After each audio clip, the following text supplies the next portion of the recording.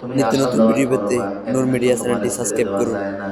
তবে তুমি যদি একজন জিম্মাদার দিতে পারো, জিম্মাদারের যে বিনিময়ে আমি তোমার 1 মাসের সময় দিব। কয় মাসের? তুমি একজন জিম্মাদার দাও। জিম্মাদার যদি দাও, তারে তোমার 1 মাসের সময় দেব। যদি তুমি বাই চান্স ফিরে না আসো, তোমার জিম্মাদারকে আমরা ফাঁসির কাছে হযরত ওমর রাদিয়াল্লাহু তাআলা আনহু যুবক বলল, ওমর আমি এখানে কারে জিম্মাদার দেব? আমার এখানে মা নাই, বাবা নাই, ভাই নাই, আত্মীয় নাই, স্বজন নাই। আমার জীবনে জিম্মাদারি নেওয়ার মতো এখানে কেউ নেই। কারে দেব আপনার সঙ্গে? কথা বুঝেন কিনা? এখানে যদি আমার স্বজন থাকতো, তারা আমার জীবনের রিস্ক নিত। এখন তো কেউ নাই।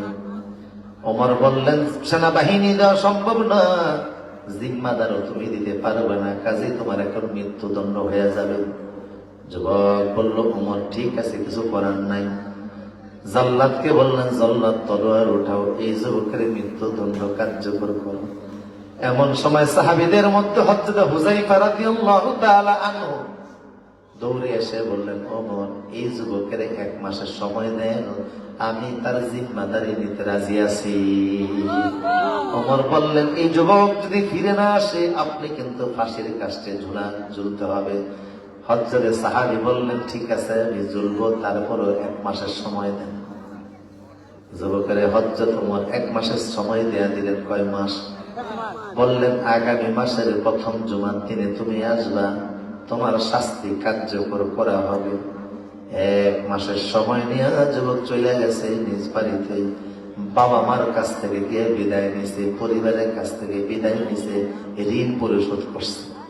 মা বারবার বলতেছে, বাবারে না গেলে হয় না। ছেলে বলছে, মারে অন্যায় আমি করে ফেলেছি, গুনাহ করে ফেলেছি, দুনিয়ায় শাস্তি দিলে গো মা, হাসরে আল্লাহ মাফ করে দেবে, কিন্তু যদি দুনিয়াতে শাস্তি না পাই, আখিরাতে আল্লাহর আদালতে তুমি হবা আসামি, আমি হব আসামি।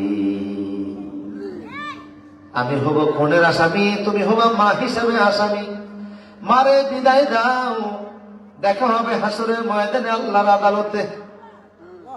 দুনিয়ায় অন্যায় করছি, গুনাহ করছি, দুনিয়ায় শাস্তি হয়ে যায়। ও যুবক, তোমার বয়স এখন 30 বছর, এখনো নামাজটা ধরো না।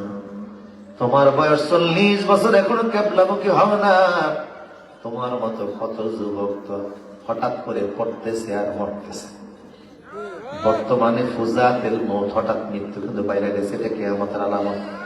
রাসূল বলেন, যুবকেরা হঠাৎ করে অল্প বয়সে পড়বে আর মরবে, হসপিটাল নেওয়ারও সুযোগ থাকবে না।